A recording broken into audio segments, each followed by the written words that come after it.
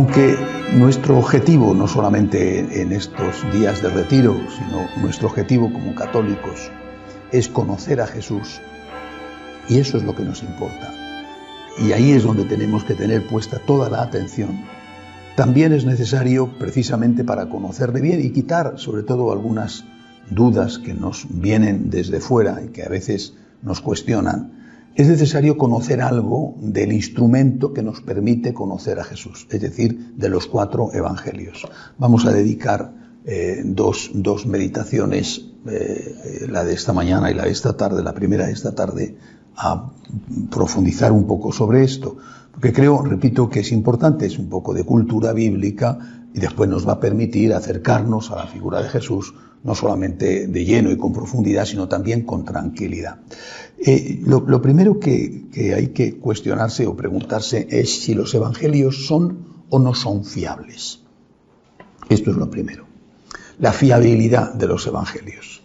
Lo que yo leo en el evangelio, lo que me narran sobre Jesús, nacimiento, vida, enseñanzas, muerte, resurrección, ¿eso es un mito, una leyenda, una invención, o es algo que de verdad ocurrió? Y hay que empezar diciendo que los evangelios no son libros históricos, pero que lo que cuentan sí es histórico. Parece un contrasentido. Un libro histórico sobre Jesús, que pudiéramos escribir sobre un contemporáneo nuestro, tendría necesariamente que entrar en muchos detalles pormenorizados de su vida. Los evangelios omiten infinidad de cosas. Por ejemplo, omiten toda la cuestión de la etapa en Nazaret. O sea, un personaje del cual, desde la huida a Egipto hasta el bautismo en el Jordán, pongamos, no digo 30 años, porque ella fue a Egipto y ya tenía unos meses o muy pocos años, pongamos 28 años de su vida. No se sabe nada más que la escena de la adolescencia, cuando el adolescente de 13 años se, entre comillas, rebela contra sus padres. Un libro histórico eso no lo podría hacer. Es impensable que eso lo haga un libro histórico. Y así muchas otras cosas. Hay lagunas en el Evangelio, lagunas de tipo temporal, que un libro histórico no lo haría. Ningún historiador, ni antiguo ni presente, haría esto. En cambio, lo que sí se cuenta, eso sí es histórico. Es decir, sí es verdadero. No es un libro histórico porque no tenían ese objetivo. Es un libro que tiene como misión proclamar un mensaje histórico, verdadero, auténtico, y proclamar, además, lo esencial relacionado con el portador, el proclamador de ese mensaje, que es Jesucristo. Creo que esto tiene que ser nuestro punto de vista, y porque eso es la realidad. ¿Por qué sabemos esto? ¿Por qué podemos decir que lo que cuenta el Evangelio, los Evangelios, es histórico? Voy a dar ahora una serie de criterios de lo que llaman el método histórico-crítico, con el que se ha estudiado hasta el último detalle los Evangelios. Pero hay un criterio decisivo, fundamental. Los evangelistas murieron, los apóstoles murieron, por testificar la autenticidad, la veracidad, la historicidad de lo que contaron. Y nadie inventa una mentira para terminar perseguido y martirizado. Este es el criterio fundamental. Más allá de si había o no había grabadora, de si había o no había cámara de vídeo, de por qué se tiene que considerar esto verdadero si no teníamos un filmador, que si hubiera habido incluso un historiador con un papiro o con una pizarra que hubiera estado al lado de Jesús, un escriba tomando notas, también podía o bien haberse equivocado o bien haberlo escrito deliberadamente mal, y no digamos las grabadoras o los vídeos, ya sabemos que son muy fácilmente manipulables. Por lo tanto, la verdadera prueba de que podemos fiarnos de que todo lo que dice el Evangelio es histórico, es verdadero, es que aquel que lo cuenta muere por ello.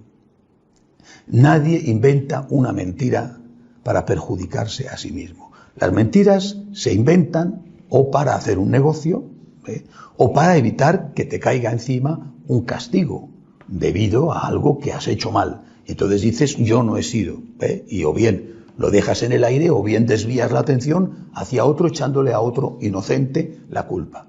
Pero nadie inventa una mentira para que a continuación te lleven a la tortura. Hay que ver un poco la génesis. En el año 33 aproximadamente, porque esto de las cuentas depende de cómo se mire, pero consideremos la tradición. Año 33 muere nuestro Señor. Año 34 ya muere el primer mártir, San Esteban. Año 34, al año siguiente muere, ya se ha desatado la persecución. Ya está San Pablo camino de Damasco para intentar prender cristianos, lo cual significa que en el año 34-35 ya estaban los cristianos en Damasco, por ejemplo. Bueno, pero es que en el año 44 Herodes manda matar a Santiago Apóstol, que es el primero de los apóstoles que muere. Es que en el año 64, del 64 al 68, estalla la persecución de Nerón. Es decir, tú ves que esa gente no vivió nunca del cuento. Yo me invento una historia o parto de un fondo histórico pequeño, una especie de semilla histórica, pero después lo adorno, lo invento, lo redondeo, construyo un mito en torno a una pequeña célula histórica. ¿Pero para qué lo hago? Para vivir de eso, que me den dinero, y yo ser el jefe de este grupo o uno de los jefes de este grupo. Pero bueno, después viene la persecución y cuando llega la persecución estos tenían que haber dicho, oye, que todo esto es mentira, que me lo he inventado o que nos lo hemos inventado. Es decir, no, que o no existió o no murió como murió o no resucitó o no enseñó lo que enseñó. Y oiga, que todo esto es mentira, que es una invención que hemos hecho unos cuantos para poder vivir de la ingenuidad y de la bondad de estos a los cuales hemos engañado. Bueno, son vendedores de crecepelo que te prometen que vas a tener una cabellera abundante echándote una colonia barata. Pero cuando llega el momento al que el vendedor de crecepelo le dicen vas a ir a la cárcel por decir esto, el vendedor de crecepelo dice no, es que estamos mintiendo. Bueno, yo creo que este es el gran criterio. Por eso cuando una persona, sea quien sea, pone en duda la autenticidad de lo que contiene el Evangelio y dice que no se puede saber por el hecho de que no había unas pruebas que hoy podríamos tener con las cámaras de televisión en directo que lo transmiten inmediatamente y que se recoge y se multiplica a través de internet, de WhatsApp o de lo que sea. Pero primero uno se pregunta dónde ha estudiado, para empezar, diciendo, le habrán dado el título a lo mejor en una rifa, ¿no? El 5 te ha tocado, toma, ya eres licenciado, porque no puedo entender que lleguen a este nivel de ignorancia. Pero es que además de eso, oiga, es que usted está despreciando y ofendiendo, por lo tanto, a las personas que dieron su vida. Es decir, que todos ellos murieron mártires, todos ellos sufrieron persecución y ninguno se retractó. Ninguno dijo, es mentira, no lo hemos inventado, sino que todos ellos aceptaron morir antes que renunciar a la transmisión del mensaje del cual ellos habían sido testigos directos. Después, lógicamente, los demás se apoyaron en ese mensaje, y ese va a ser la génesis que intentaré explicaros hoy y esta tarde sobre cómo se va a ir elaborando ese evangelio. Pero este es el criterio fundamental por el cual podemos tener la certeza de que lo que cuenta el evangelio es histórico, es verdadero, aunque, repito, no sea un libro de historia. No tenían ese objetivo. Insisto, un libro de historia lo habría hecho de otro modo. Ya había entonces libros de historia. Bien, dicho esto, vamos a pasar a ver estos criterios que emplean los investigadores del Evangelio, que lo que llaman ellos los criterios de la investigación histórico-crítica.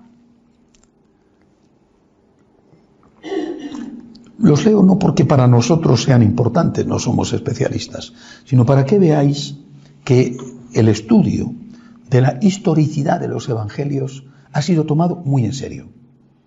Naturalmente, a los primeros a los que nos interesa hacerlo es a nosotros los cristianos, porque somos los que estamos siguiendo este personaje, somos los que estamos intentando adaptar nuestra vida a sus enseñanzas. Por tanto, es a nosotros, a los primeros que nos interesa estar seguros de que el personaje existió y de que lo que dice, lo que dicen que dijo, de verdad lo dijo.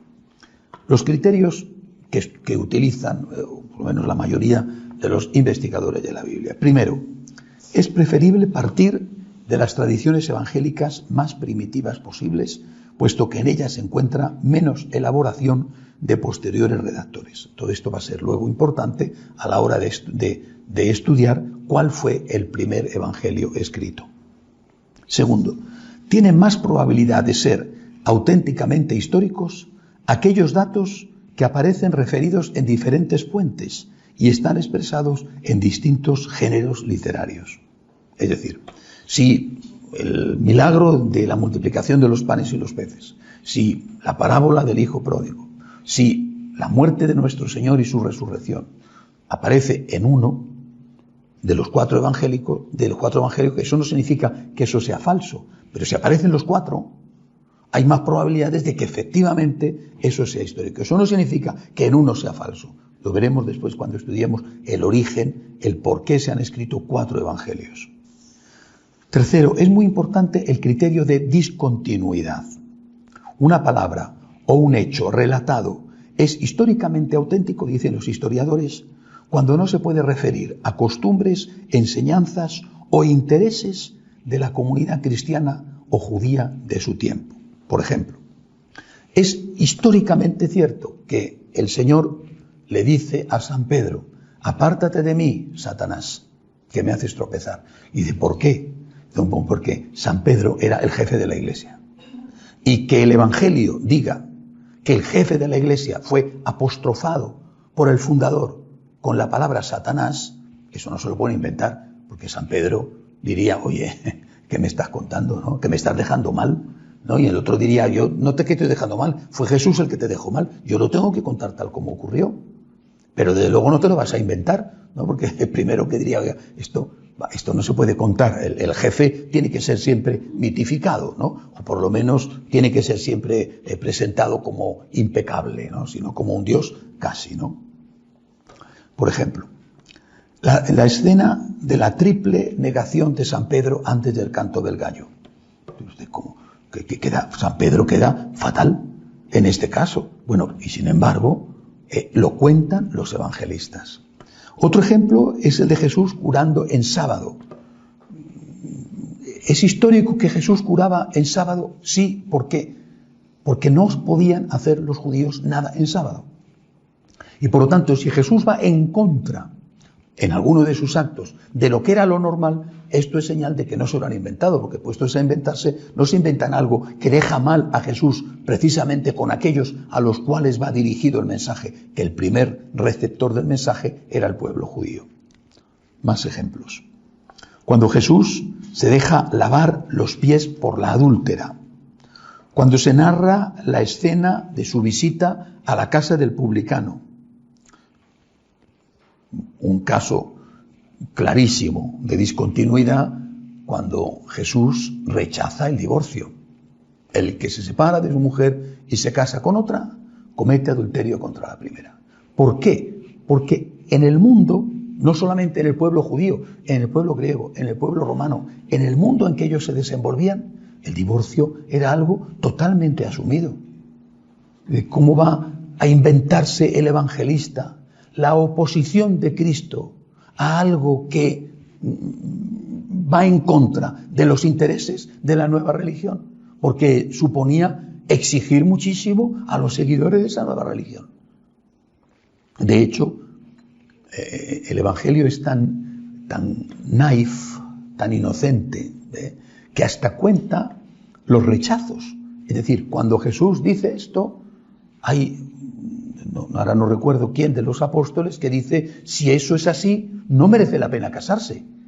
Es decir, está contando que incluso en aquella comunidad, aquello causó sorpresa, desde luego, y también malestar.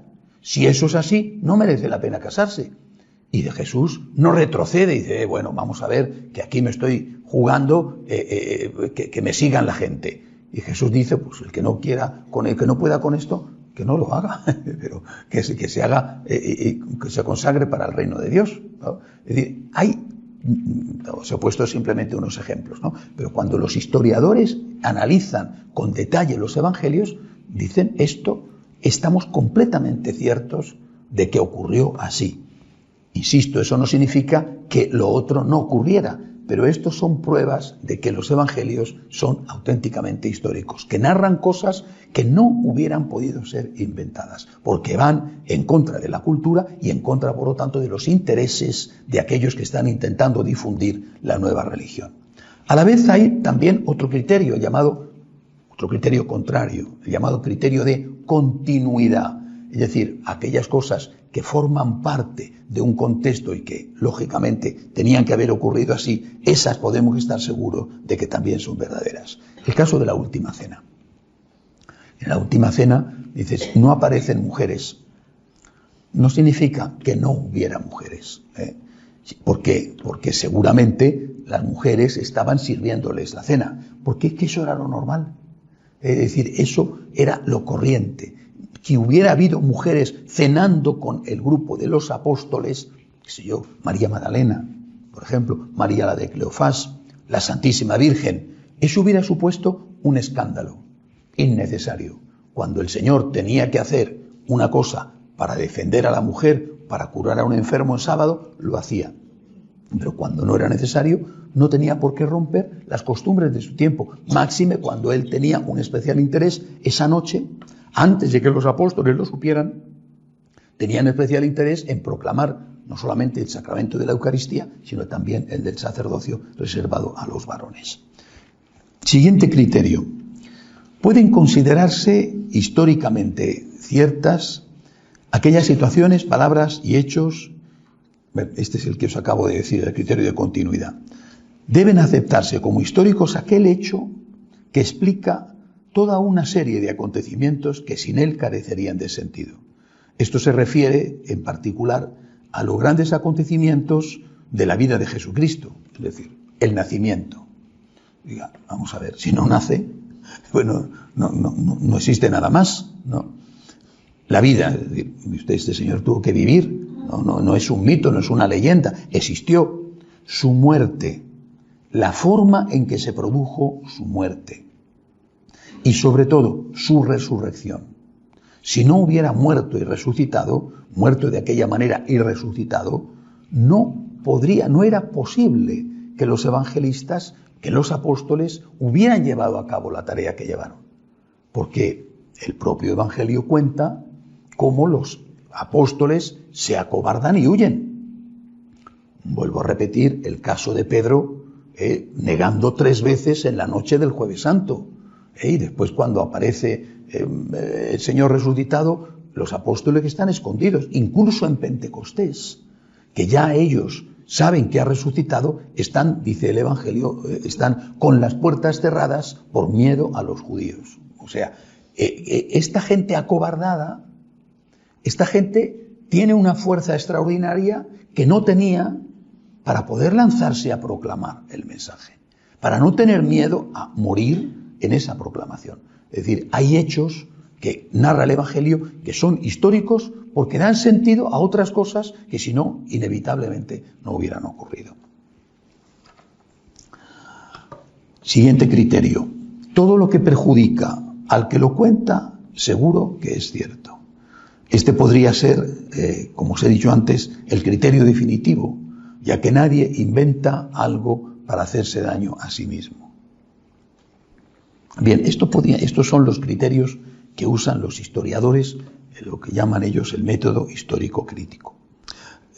Simplemente para que tengáis alguna idea de la seriedad con que se ha estudiado la historicidad, la fiabilidad de los evangelios. Bien, todo esto lo podéis tener después en el libro, lo podéis leer con más calma. Otro punto es cuándo empiezan a escribirse los evangelios. Bueno, aunque lo veremos después caso por caso, hay que decir, yo creo que algo muy importante que a nosotros en nuestra época se nos olvida. En aquella época la escritura era normal. Había bibliotecas, pero no era tan normal como hoy. No se había inventado la imprenta. Por cierto, se inventa en el 1500 y pico, inicio del siglo XVI. O sea, había el papiro, había el pergamino, pero la pizarra, pero no era el uso que hoy le damos. No era lo frecuente que hoy lo tenemos, ¿no?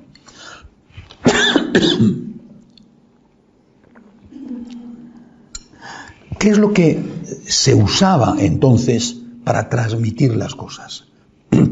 Se usaba lo que se llama todavía hoy la transmisión oral, la tradición oral. Es decir, aquella gente tenía unas costumbres que nosotros hemos perdido, en buena medida hemos perdido, que les permitía retener en la memoria grandes cosas. Usaban lo que se llaman reglas o normas mnemotécnicas, es decir, juegos de palabras que les permitían recoger, retener en la memoria largos párrafos que después transmitían. Y bueno, esto nosotros hoy no lo tenemos. No lo tenemos porque se nos olvida hasta lo que hemos hecho unos minutos antes. Era distinto. También en aquella época andaban, por ejemplo, grandes distancias a pie. Y hoy nos parece increíble que pudieran hacerlo. Pero es que estaban acostumbrados a eso. Recordad la carrera de aquel soldado espartano en la batalla de Maratón para llegar a avisar a Atenas de que los persas estaban en camino y habían pasado las Termópilas. Es decir, ¿cómo pudieron correr tanto? Porque estaban preparados. Era su cultura. Más aún, todavía hoy se sigue haciendo en determinados ambientes. Seguramente habréis visto alguna vez en la televisión alguna escena de una escuela, una madraza, una escuela musulmana. Y ahí habréis visto los niños o los adolescentes que están repitiendo el Corán. Perdón.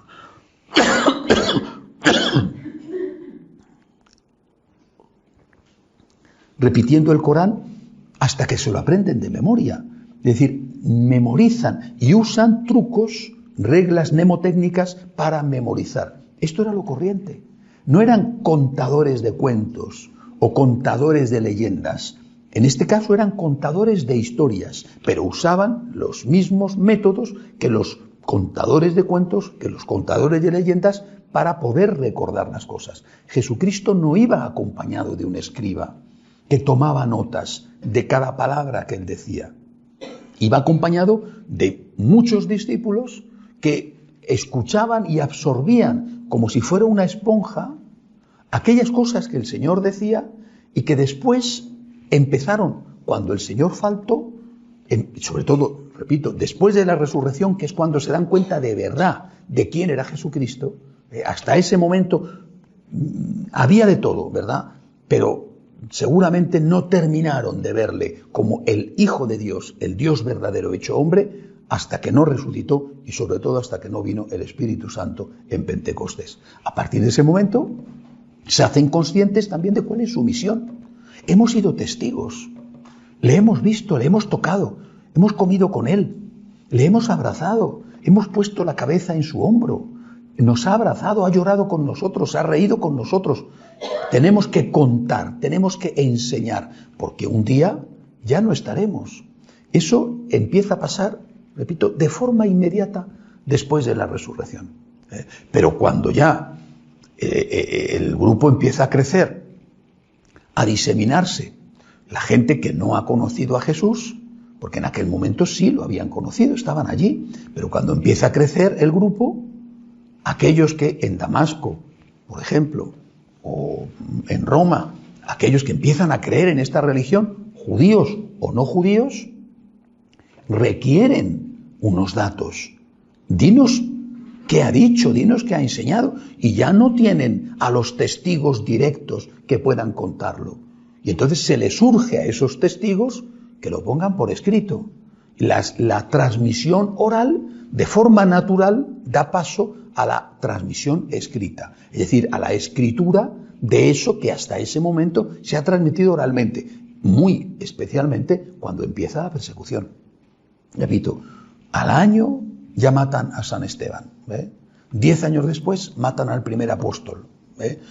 Año 44. 20 años después empieza la gran persecución de Nerón. Entonces, esta gente se da cuenta no solo de que necesita tener escritos para ir a presentar el mensaje a sitios para aquellas distancias alejados, sino también a que se están muriendo por edad. En el caso de San Juan tardó mucho en morirse y fue el único que no fue martirizado, o porque los mataban aquellos que sí habían sido testigos. La transmisión oral dura más o menos 30 años, más o menos, del año 30 al año 60 aproximadamente, aunque posiblemente siguió la transmisión oral durante tiempo en muchos lugares donde no tenían acceso a los textos escritos, que no eran, repito, extraños, pero que no eran ni mucho menos tan frecuentes y que eran verdaderos artículos de lujo. Hay dos textos que quiero leer, dos citas que quiero leer.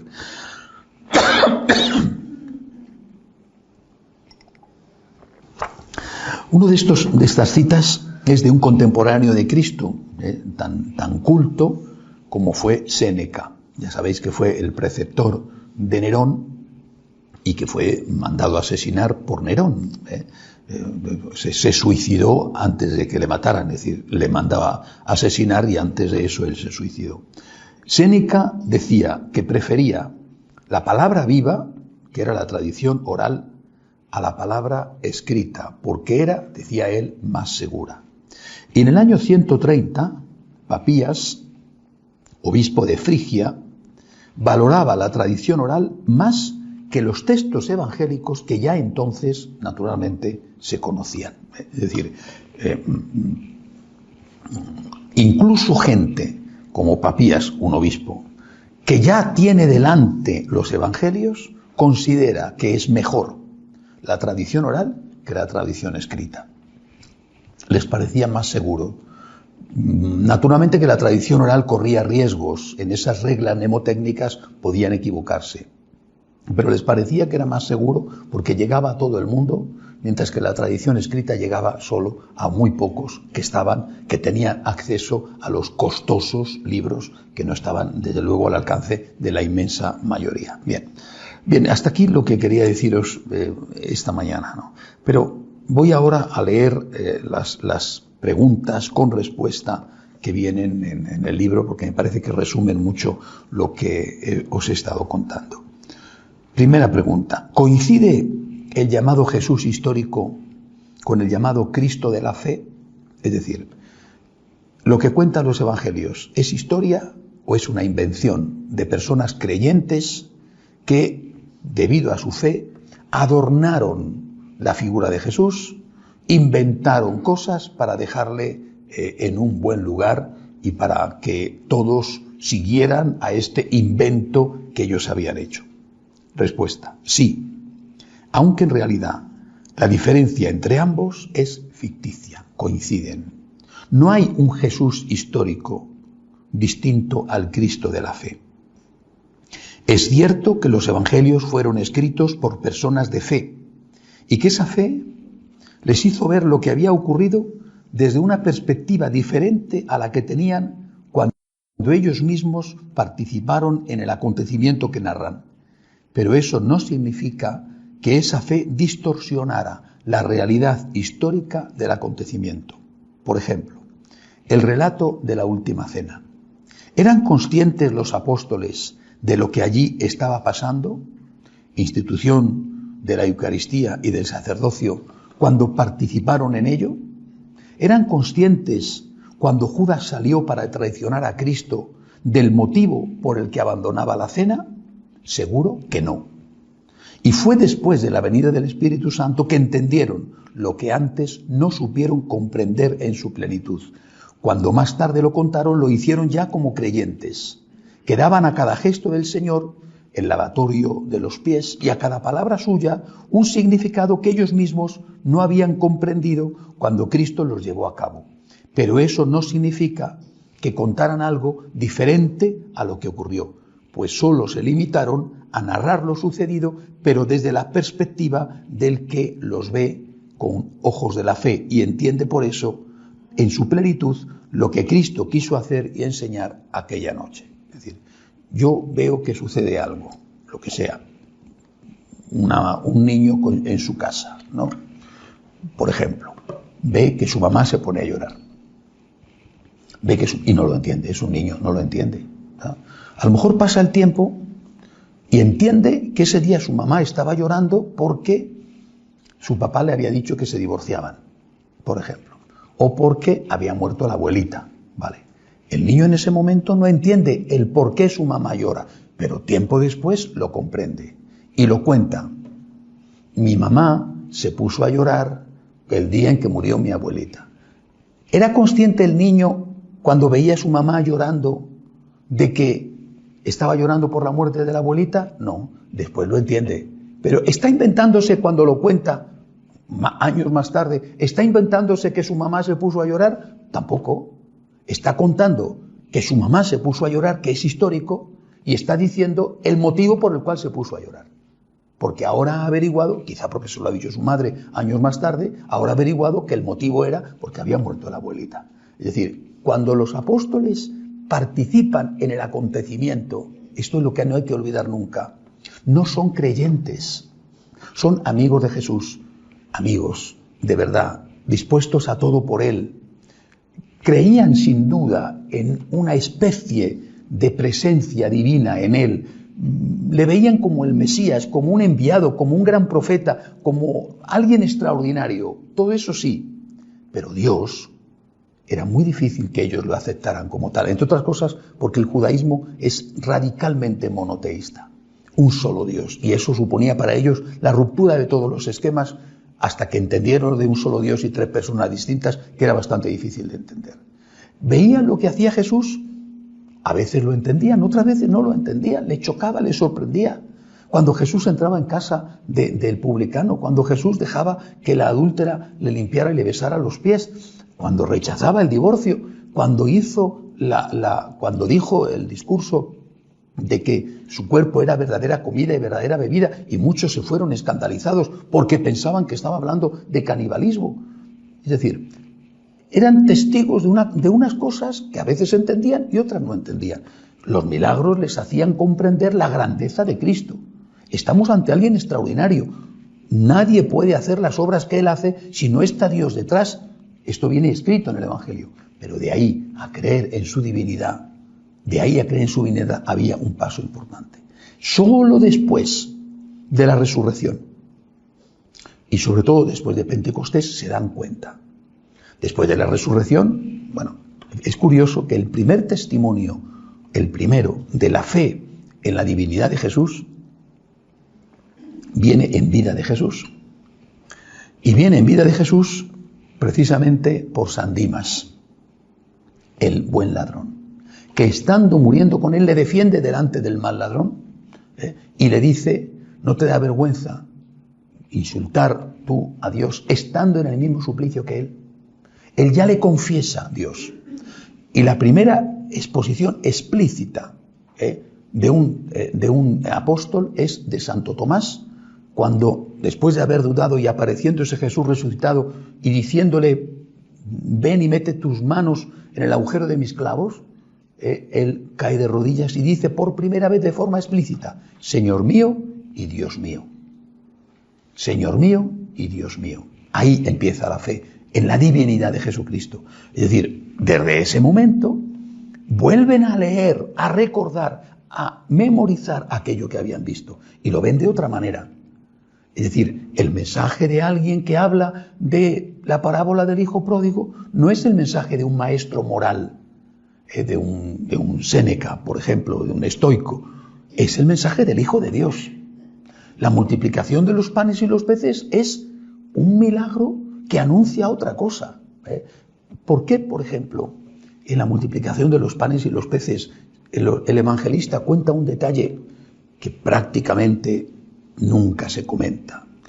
Y es que el Señor les dice: dad a cada uno lo que quiera, que coman lo que quieran, y luego recoged los pedazos que hayan sobrado. Hombre, vamos a ver, están en el campo, están comiendo pan, se desmenuza, ¿no? Se cae al suelo. Usted, no digamos el pescado, no se van a comer las raspas, ¿no? El pan se desmenuza, en fin, ¿no? Y si comen todo lo que quieren, pues después de hartarse sobran mendrugos, sobran pedazos o sobran panes enteros. ¿Y por qué Jesús dice, y que se recoja y que nada se desperdicie? Dice Jesús. ¿Por qué? Cuando Él lo dice, ellos podían pensar seguramente, qué raro, ¿no? O incluso, qué tacaño, ¿no? Pero después entienden lo que dice, que nada se desperdicie, porque está hablando de la Eucaristía. No está instituyendo ese momento la Eucaristía, pero está hablando de la Eucaristía y está diciendo y enseñándoles que las miguitas que se desprenden del pan cuando se rompe también son su cuerpo.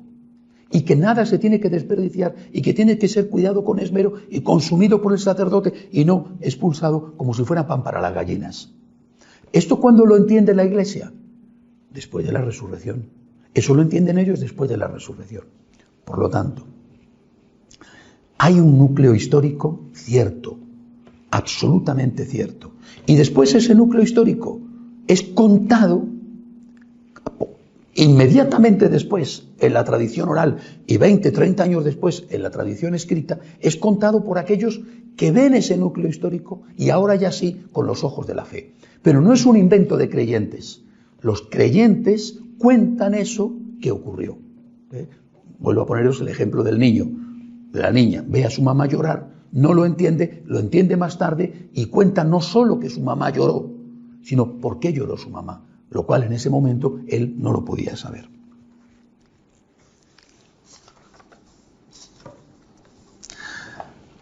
¿Es fiable la tradición oral que precedía a la escritura de los evangelios? Nuestro prejuicio moderno hacia la transmisión oral de conocimientos nos lleva a desconfiar de todo aquello que no esté escrito y, a ser posible, documentado con medios audiovisuales que no permitan manipulación.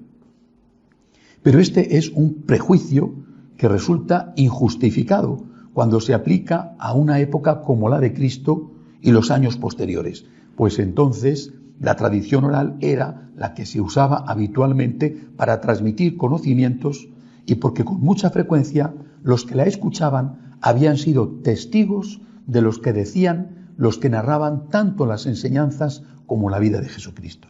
Sobre todo, lo mismo que la principal garantía de autenticidad de lo que se enseñaba en las primeras comunidades cristianas era la sangre de los que preferían morir antes que renegar de los hechos que habían presenciado, esa garantía vale tanto para la primera transmisión de esos hechos como para la que vino a continuación cuando la tradición oral se puso por escrita. Además, algunos de los responsables de la tradición oral fueron también los que empezaron a escribir, San Mateo, o los que la enseñaron a los que la escribieron, San Marcos, que la aprende, por ejemplo, de San Pedro. Incluso en los libros de historia, los así llamados libros de historia, prácticamente siempre tienen un origen en una transmisión oral. O sea, es muy raro, no me refiero quizá al tiempo presente como unos medios de comunicación tan desarrollados, es muy raro que los acontecimientos tuvieran a alguien que fuera escribiéndolos en el momento en que se producían. Existió, qué sé yo, Isabel la Católica. Pero si no hay fotografías de Isabel la Católica, no, por Dios, que no hay fotografías de Isabel la Católica, ¿y si fue un mito? ¿Existió Cristóbal Colón? Pero si no hay grabaciones de Cristóbal Colón, ¿y si fue un mito? ¿Y existió Julio César, por ejemplo? Bueno, sí, Suetonio va a escribir la vida de los 12 Césares, pero ¿cuándo la escribe Suetonio? porque no vive en los de César, eso. Él recoge tradiciones, algunas cosas son de cosecha propia, pero otras son tradiciones que le han contado. Es decir, hasta en los libros de historia se usa la tradición oral. Cuando se escribe, por ejemplo, La verdadera historia de las Indias, que es un libro que cuenta lo que está ocurriendo, aparte de que posiblemente está contado, vamos, sin duda, está contado desde la perspectiva del español y no está contado desde la perspectiva del indio, bueno, posiblemente, vamos, seguro eso fue así, pero sin embargo está narrando unos hechos que le han llegado al historiador por una tradición oral. Y así, repito, tantísimas cosas. Es decir, si negáramos la posibilidad de aceptar cosas como históricas y verdaderas porque no han sido grabadas o recogidas en el momento en que se producía y después contrastadas con otro tipo de testigos, prácticamente nos encontraríamos con que nada de lo que consideramos hoy en día como historia puede ser verdadero. El mayor testimonio, no lo dudéis nunca, el mayor testimonio de que es verdadero esto es la sangre derramada. Eso vale más que cualquier grabación y que cualquier escrito. El mayor testimonio es que los que dijeron que esto ocurrió dieron la vida, precisamente dieron la vida por contarlo, y que podían haberse echado atrás cuando empieza la persecución y decir que todo era mentira. Pero ellos prefirieron morir y morir torturados antes que renegar de aquello que habían visto y que estaban absolutamente ciertos que había ocurrido. Hacemos un momento de oración en silencio.